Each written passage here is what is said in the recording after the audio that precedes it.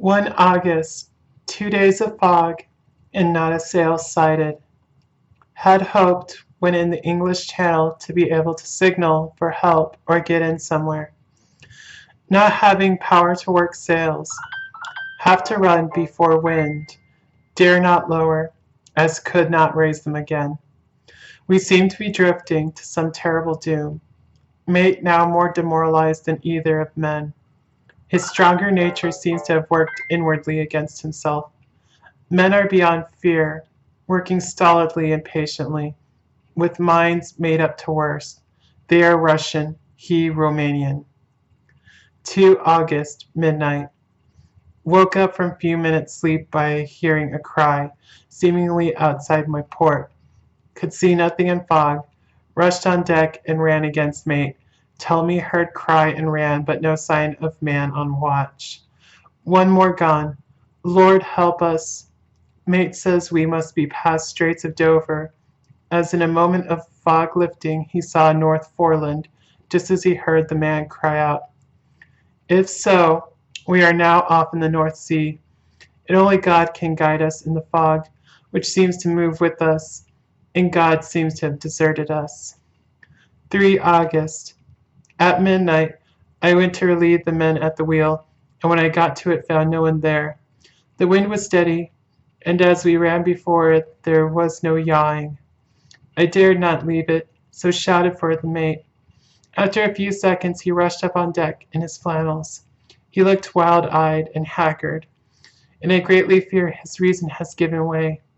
He came close to me and whispered hoarsely with his mouth to my ear, as though fearing the very air might hear.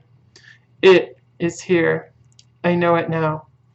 On the watch last night I saw it, like a man, tall and thin and ghastly pale.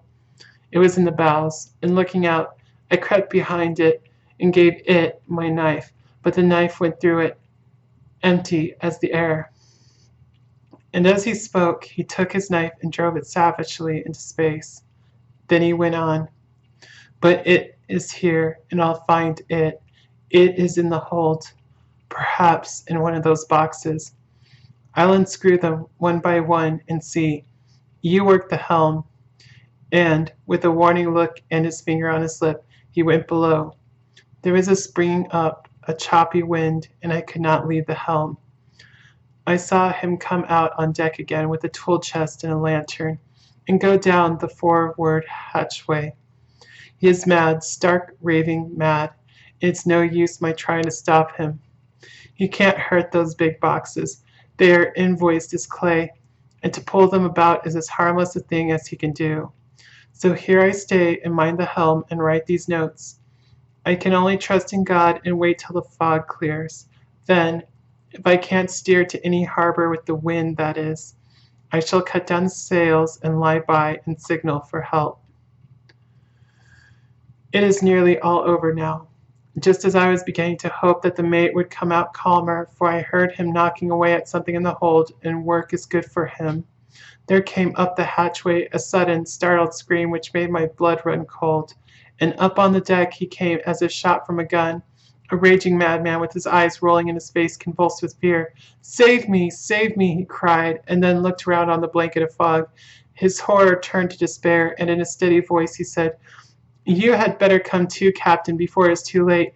He is there. I know the secret now. The sea will save me from him, and it is all that is left. Before I could say a word or move forward to seize him, he sprang on the bulwark and deliberately threw himself into the sea. I suppose I know the secret too now.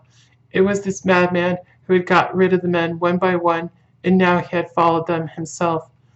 God help me, how am I to account for all these horrors when I get to port? When I get to port, will that ever be? 4 August, still fog, which the sunrise cannot pierce. I know there is sunrise because I am a sailor. Why else I know not. I dared not go below. I dared not leave the helm.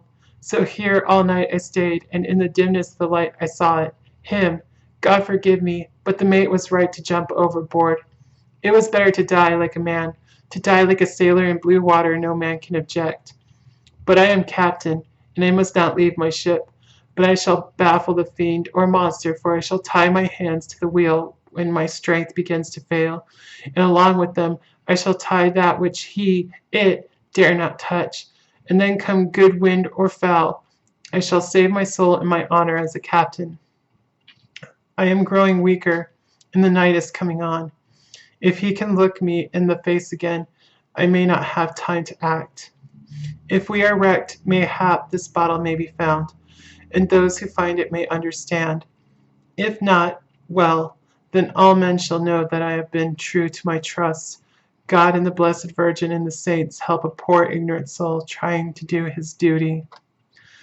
Of course, the verdict was an open one.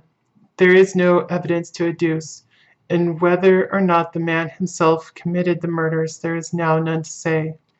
The folk here hold almost universally that the captain is simply a hero, and he is to be given a public funeral. Already it is arranged that his body is to be taken with a train of boats up the Esk for a piece and then brought back to Tate Hill Pier and up the Abbey steps, for he is to be buried in the churchyard on the cliff. The owners of more than 100 boats have already given in their names as wishing to follow him to the grave. No trace has ever been found of the great dog, at which there is much mourning, for, with public opinion in its present state, he would, I believe, be adopted by the town. Tomorrow will see the funeral, and so will end this one more mystery of the sea.